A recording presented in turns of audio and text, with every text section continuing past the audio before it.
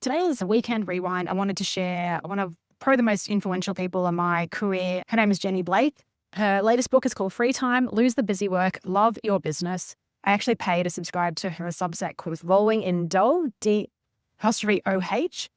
And what I love about Jenny is that in her book Pivot, she teaches around how to navigate what's next. And what she's documenting right now is how she's working through what's next for her. Meeting Jenny, working with Jenny, being part of her community, and now being friends with her has been such a life gift. I'll speak to you tomorrow. And now, your host. She recommends reading James Clear's book Atomic Habits, Leanne Hughes.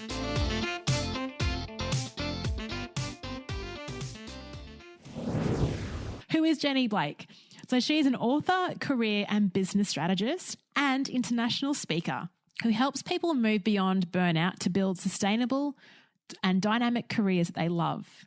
She's the author of Pivot, The Only Move That Matters Is Your Next One. After 2 years at a technology startup, followed by 5 years at Google in training and career development, Jenny moved to New York City in 2011, where she has been running her own consulting business. She's super intelligent, and she's also incredibly generous. I got to hang out with her on my recent trip to New York City. So we organised a Momentum community meetup on this awesome rooftop bar overlooking the Empire State Building. And then she invited me over to her amazing apartment for lunch on the Sunday. When I arrived for lunch, I was given a bit of a sneak peek into her business brainstorming and buddy session. She calls them her friend tours, Dory Clark and Petra Kolber. What a thrill to be able to hang out with them for a couple of hours. Her motto is, if change is the only constant, then let's get better at it. Now, on to the show. Jenny, it is such an honor to have you on the show. So thank you so much for joining us today. Thank you, Leanne. I'm beyond thrilled to be here. I've just loved watching you build your business and this show, and it's really such an honor for me to be here. Thanks for having me. Thank you. And you've been like a massive impact on that journey that I have gone through. And actually yesterday I was meeting up with some organizational development people in Brisbane, and I brought a few books over for our meeting. So one of those books was the Gallup book, It's the Manager, The Art of Gathering, and as well as your book, Pivot. And one of the girls in the meeting, she hadn't seen the book before, but she's like, oh, pivot. Everyone's using this word now. It used to be about career changes, but career pivots is what everyone's talking about. So I just wanted to congratulate you on bringing that into the corporate buzzword land and the English language. It's true, though. Like, everyone is talking about the pivot. So I thought we'd start the conversation by just, you've had a few different pivots in your career, but very interested in your time at Google and a pivot that you had in that position in between roles. Can you share a bit of what that was like for you all those years ago? Sure. Well, it's perfect to tell that story on your show, the First Time Facilitator, because when I was pivoting, although I didn't have that language, from working at a startup company, one of my many hats was managing our Google AdWords accounts. And far away in my far off dreams, I had this vision of being an author and a speaker someday. I was 19 years old at the time, and I figured this would happen in my late 50s, 60s. But when I was hitting a plateau at the startup, again, just felt like a crisis, didn't have this language, I looked and I saw there was an open role on the AdWords product training team. And public speaking had always sort of thrilled me, but also terrified me. I remember shaking in my job interview at Google. They could see I was shaking. I was so nervous. And I had to go through 4 months of interviews, but I got the job. And I knew that even though I was afraid of speaking in front of people and very shy, that if I did this every single day as part of my job, surely it would help me with my vision someday.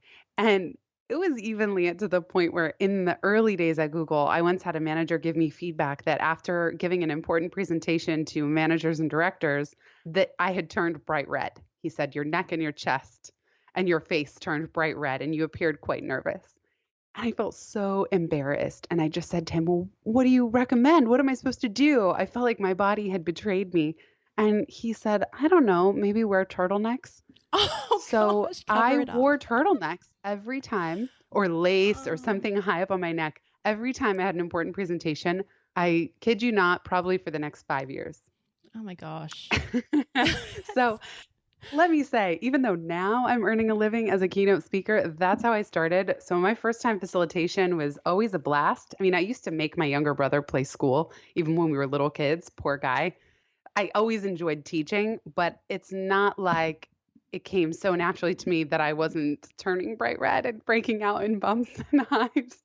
The only way to kind of overcome that is practice, I think. So that's a tangent, but as it relates to your show, it certainly was a memorable part of my Google experience, and facilitation is the thing that has been the through line of every career pivot that I've had. Fantastic. It's very brave of you to share that story, but it's also reassuring for people that are listening to the show, because we do have a range of listeners and some that do want to eventually be a speaker and have the confidence to talk in front of hundreds of people. But to know that you've come from those beginnings of turning bright red and shaking in job interviews to doing what you do now is so good for us to hear, to know that you can sort of conquer that. So in terms of your practice, so you wore the turtleneck. What kind of other things did you develop when you were starting to deliver these workshops? And what kind of workshops were you running for Google at the time? In the early days, I was training new hires on how to support the AdWords product. So I was their first point of contact coming into the company. I think product training is a great place to start. I also volunteered to teach HTML and CSS training. It was kind of a hobby that I had. I had taught myself web design, and this was back in 2005, 2006. So before Squarespace and even WordPress were as incredibly easy to use as they are today. But product training is such a good entry point into facilitation because you get to take something that you either really enjoy or are skilled at and then try your hand at teaching others how to do it. Later, then I think comes developing your own content. So I pivoted within Google from the AdWords product training team about halfway through to the career development team. And that's where I started working on global drop-in coaching programs and facilitating more around what I really was passionate about, which was people's biggest hopes and dreams, who they are, what they love, what lights them up, and how to figure out what that is in the first place. And one thing I wanted to share, one thing that really helped me, I might have even read this just after leaving Google in 2011, but there's a book by Scott Birkin called Confessions of a Public Speaker. And this cured my redness for anyone listening, or the shaky hands or the shaky leg. And he said, anytime you're an animal standing alone on an open plain with no weapons and nowhere to hide, and dozens, if not thousands of eyeballs staring back at you, evolutionarily speaking, you are about to die. That's so powerful. And it's so true. It's so powerful. So every time, if you're on a stage and there are hundreds of eyeballs staring back at you, you're on this open field, your body thinks it's going to die. So getting nervous, getting adrenaline pumping is normal. This is 10,000 years of evolutionary biology that we can't just erase by the force of our mind or our will. So if you know you're going to get nervous, as we all are, even those of us who do it for a living, then for me, I stopped saying, oh no, this is a problem. I just said, oh, yep, there are the nerves. And you've got to give the adrenaline something to do, whether that's taking deep yoga breathing before you go up, clenching your hands into fists and releasing them before you go up, trying to get pacing done off stage so that you don't start pacing with all that extra adrenaline while you're on the stage. And you just need to give the adrenaline a job. And once I figured that out, I realized it's nothing personal to me. I'm not flawed as a human being.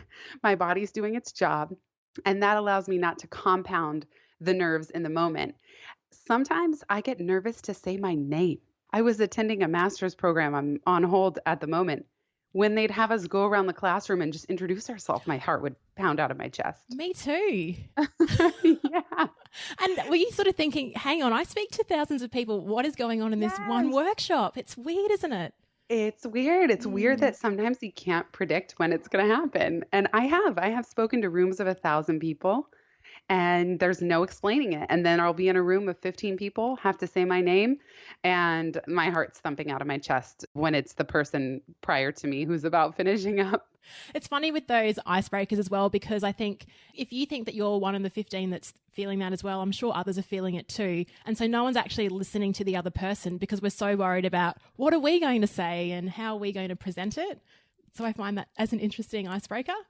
Hey, that quote was really powerful. And I like that he said, you know, you're up there, but you've got no weapon. And I was thinking about that as you were talking and thinking, that's probably why people have different weapons. So what I notice sometimes is if you see someone on the stage and they've got a PowerPoint with lots of words on it, that is their weapon to sort of fall back on. It's having the fallback of all the words on their PowerPoint so they won't forget things.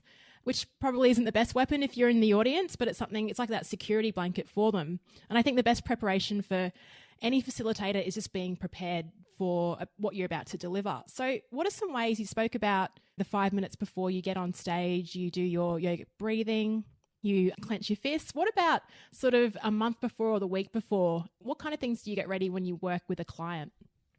I start talking to the organizers about the organization. I get to know who the audience is, and most importantly, what is success. So if I'm going to come on stage and deliver a workshop or facilitate something even in a smaller setting, what would you love participants to walk away with? And I think it's so important to get clear on that, both in terms of how do you want people to feel and what do you want them to do or feel empowered to do. And when I know that, that also helps align me with the goals of the day. And so I kind of can remove the piece around, oh no, are they liking it? Is this what they wanted? I got to get that clear up front. You can also use a framework called know, feel, do. So I did this when I was writing my book. You can do it for an entire book or even chapters. You can do it for an entire speech or sections or keynote or workshop. What do you want participants to know? How do you want them to feel? And what do you want them to do? And in my early days, I don't do it now because I'm so familiar with my content, but in the early days, I would often write out a speech, not at all so I would read it verbatim, but I would print it out, highlight it, read it to myself while on the subway or walking through the streets of New York, and just once a day try to read through the script. And I would sometimes read to myself and sometimes out loud.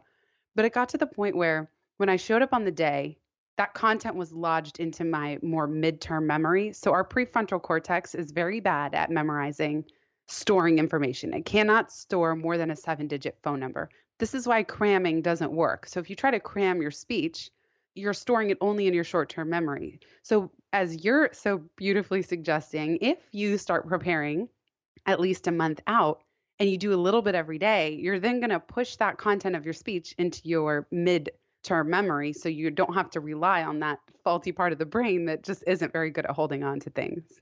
Yeah, and that's actually what I'm doing at the moment. I've got a big leadership program running in about 30 days, actually. So I've got this sequence of like learning every hour, spending an hour on different modules and then sort of rehearsing it through. So I like that you mentioned 30 days out, you start getting that memory stored in the part of your brain that can do that.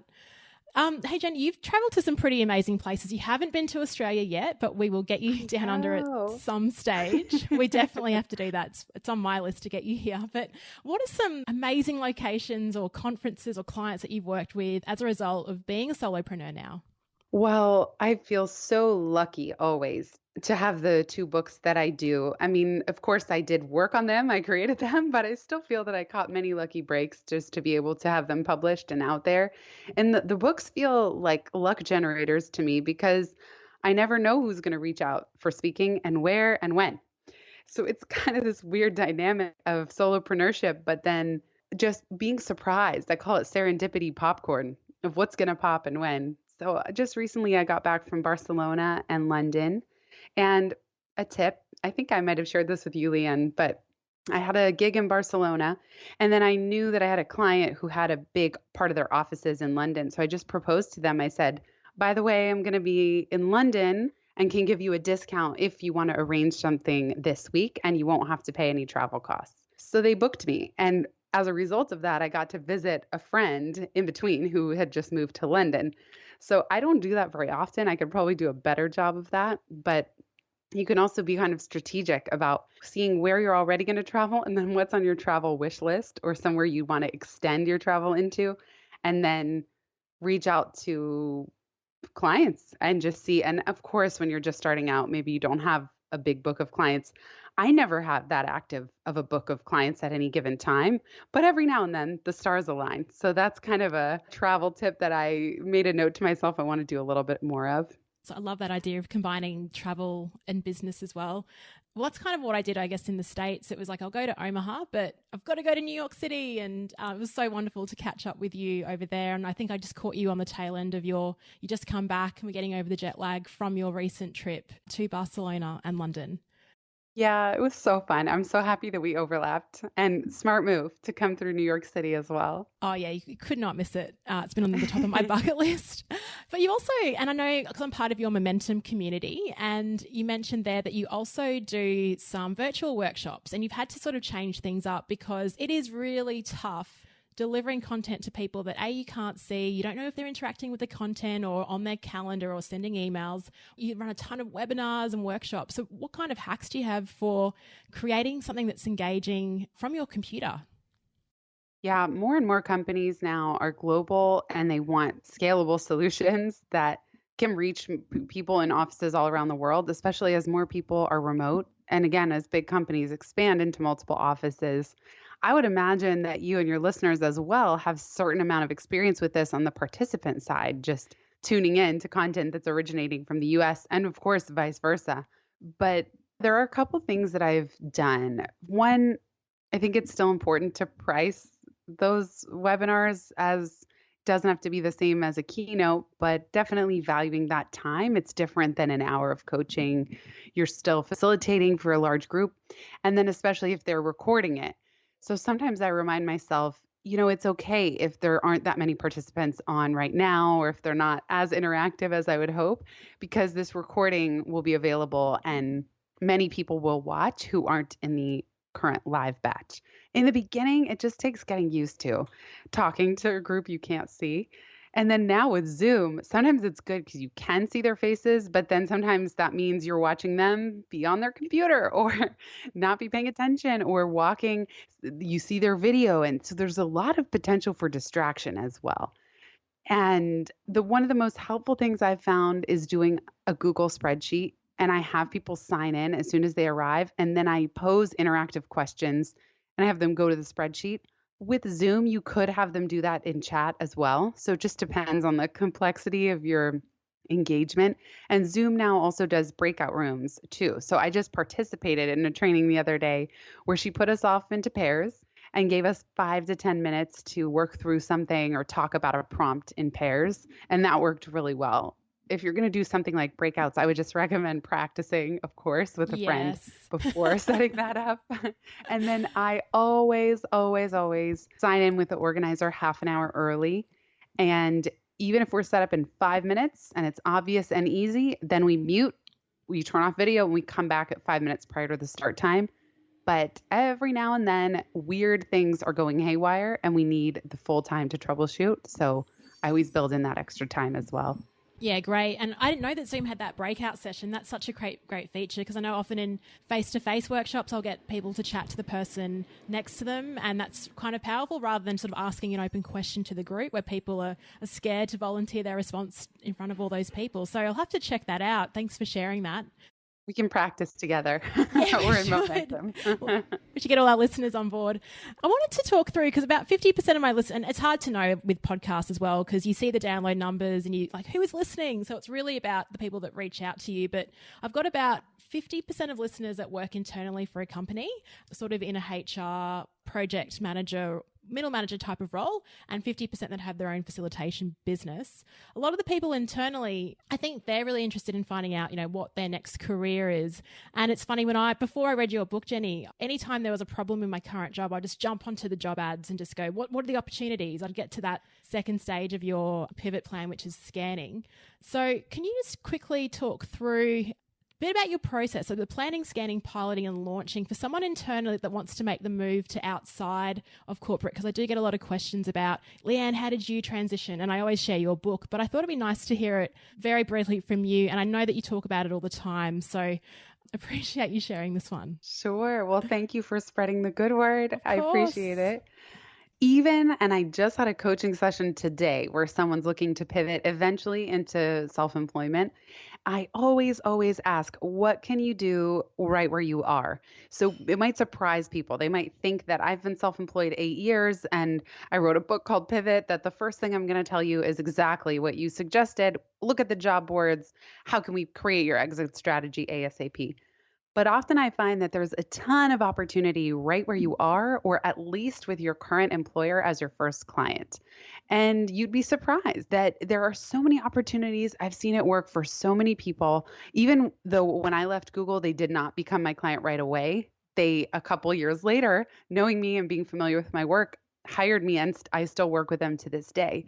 So you said something really crucial, which is that most people, when we feel we're at a pivot point or a plateau and we're ready for change and we feel like our growth is stagnant and we want more learning and impact, the first thing we usually do is look at what's out there. We just say, I'm at a pivot point. What's out there? Who can I talk to? What are the job boards?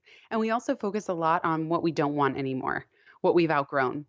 I beat myself up for so long at my various pivot points, thinking that I was the problem. There was something wrong with me. Why couldn't I just be happy? Why can't I figure this out? Why is this taking so long? And none of that is ultimately very helpful. So, first and foremost, if you are somebody at a pivot point, it's not a problem. It's actually a sign of your success. You've outgrown your current scope of projects and you're ready for more growth. That's normal. You are in good company. I can tell you that right now. Woohoo, And by yay. the way, yeah, and self-employment, solopreneurship, you're not immune from plateaus either, or burnout, or any of the same things. So know that the problem-solving skills within a company will serve you so well on the outside if you're going to do your own thing, and vice versa. And I've seen many people pivot. You'd be so surprised what you can suggest within your organization of some kind of internal pivot that ties together a dream role. Because if you think about it, you have nothing to lose.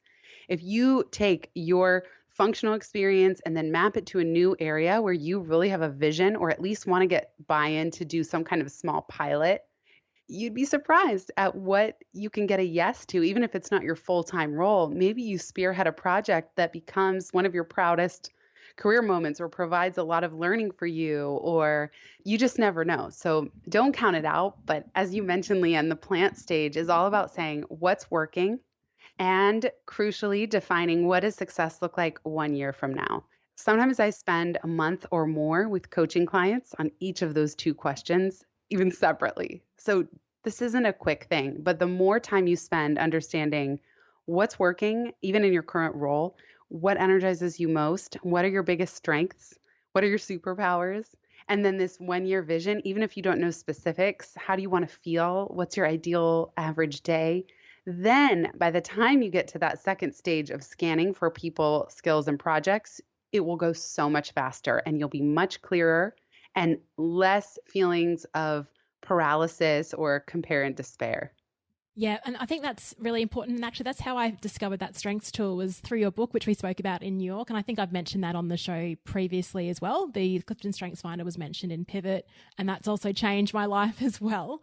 So planting is a really important step. What I also like as well is piloting before you launch. And you're right, this whole framework is not only relevant whether you're in an organization, but I'm also using it as a solopreneur and thinking, okay, these are the skills that I bring. I'm scanning for opportunities. What kind of services or products can I start piloting now and just get a feel for in the market before I actually launch, and sharing that whole creation as well.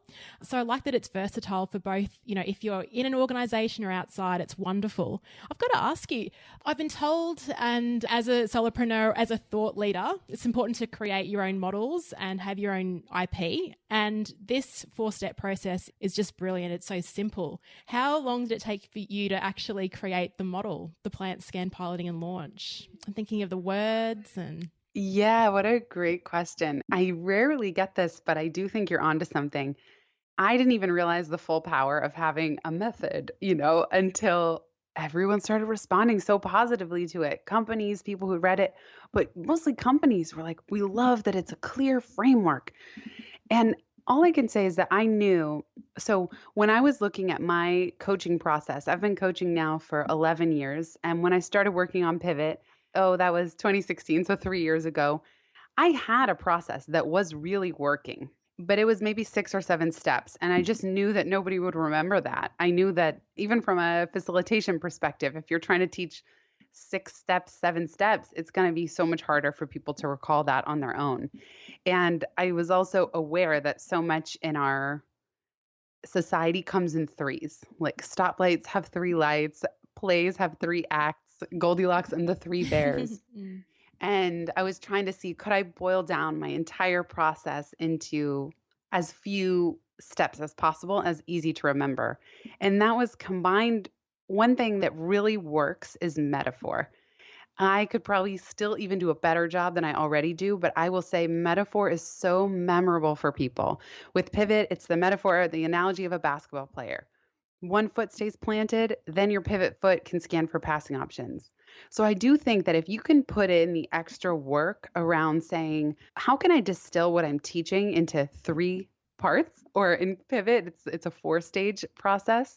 And what are the metaphors? What are these perfect metaphors that everybody can grasp that will help explain the concept? And certainly having at least one or the other would be better than nothing. But overall, it's true that having a framework or a process or a method has allowed me to license the intellectual property around Pivot in a way that I don't know that I could have done otherwise. Yeah, I agree. And it also makes it easier for people like me who are like, okay, what's this book about? And it's like, well, this is the 4 stages and you can just quickly talk through. So it makes it easier for people to sell your idea as well to other people. Because it's so simple and it's a nice little process. It's funny that you mentioned the basketball because I've Australianized your model. So there's a game in Australia. It's called netball. It's probably the number 1 sport played by women in the country. So I just bring a netball along and just throw it and demonstrate your model through that. So that's so cool. Yeah. I love it. It might even be different in Europe, European handball, who knows? That's amazing. I love it. Yeah, it's cool. Hey, who are your speaker role models? Who do you sort of look up to when it comes to this sort of world?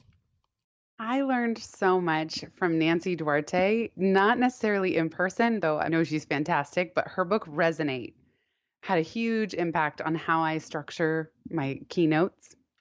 And she has, of course, here it is. She has her Nancy Duarte Spark line, which is her process for creating a memorable, impactful speech. So Nancy Duarte is someone I really look up to. Man, there's so many. I'm trying to think. I used to work under Sheryl Sandberg at Google, many layers under. Wow. So you've met up with her and had conversations? Yeah, I never reported to her, and I don't even know if we had a one-on-one conversation, just the two of us, but she was amazing. When I watched her speak in front of the room, she was so poised and composed and inspirational and clear, and we all just couldn't wait for all hands meetings when we knew that Sheryl, and this was before she wrote Lean In. It was long before any of that. She didn't have a book. She didn't have a TED Talk. She was just this incredible, articulate woman that was leading this huge part of Google. And she is so inspirational. She also is responsible for bringing in a course by Fred Kaufman on conscious business. And there's a book called Conscious Business that really changed so much of how I operate. So that's a hybrid person that I look to, but a big one for sure.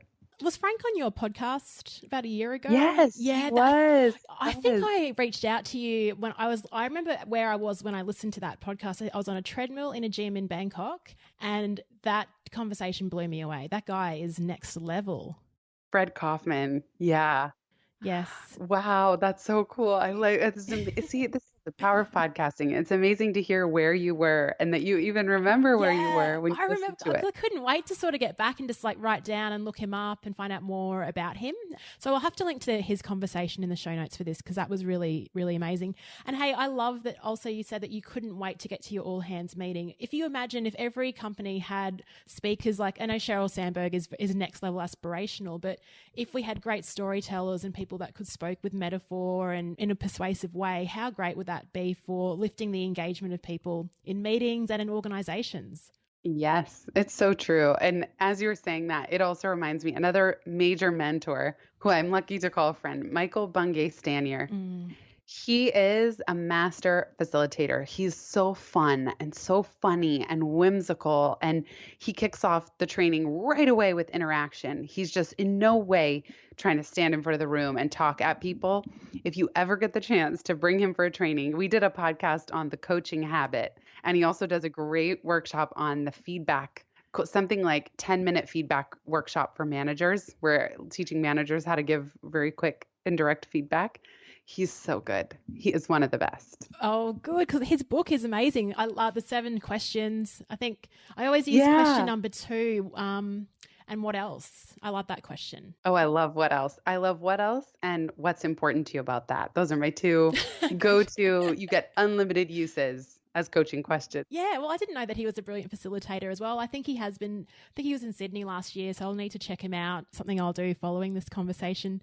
Hey, Jenny, where can people find you if they'd like to find out more, book you for a speech, or just check out everything that you do? I mean, I've promoted your podcast and your book, I think, in numerous episodes, but I'd love for you to share the best way of getting in touch. Well, Leanne, I cannot thank you enough. I feel so lucky to do what I do if it means bringing people like you into the pivot community and orbit. So you let me know I must be doing something right. And I have no doubt your listeners are as amazing as you are. You can all find more at pivotmethod.com. Momentum is the private community that Leanne mentioned, and we just have a lot of fun in there. It's for side hustlers and solopreneurs who want to create more fun, freedom, and flow in your life and business. And that's at pivotmethod.com/momentum. And yes, the podcast you mentioned is Pivot Podcast with no S. There's many podcasts called Pivot, but you'll look for the one with Jenny Blake. Fantastic. And thank you for that compliment. And also, when I was brainstorming this podcast at the beginning of last year, you know, you look through what's the artwork going to look like, what will the format be, and then you sort of brainstorm like, who are my dream guests? And you were number 1 on the list. So it's so nice to have a chat to you. And also, it was great to connect with you a couple of weeks ago in person. That was amazing. You all know this because you're listening to Leanne's show, but this woman is going places, and I'm just lucky to have a front row seat. Leanne, you really have such a special quality. You have what one of my mentors and we call gold dust. You just have this gold dust and you sprinkle it wherever you go, and I cannot wait to see where you take everything next. Thank you so much. And how lovely that was recorded as well. So Exactly. That's beautiful. Have a wonderful evening, Jenny, and thank you so much. I can't wait to share this one with our listeners. Thank you so much for having me, Leanne, and big thanks to everybody who's here listening. Hey, thanks so much for sticking around. You've reached the end of another episode of the First Time Facilitator podcast. Connect with the show at firsttimefacilitator.com or follow me on Instagram at Leanne Hughes to find out what I'm up to during the week. If you enjoyed this episode, please feel free to share it with someone who will also appreciate the insight. And make it easier for yourself and subscribe to the show in your podcast player of choice. Thank you so much for listening, and chat to you next week.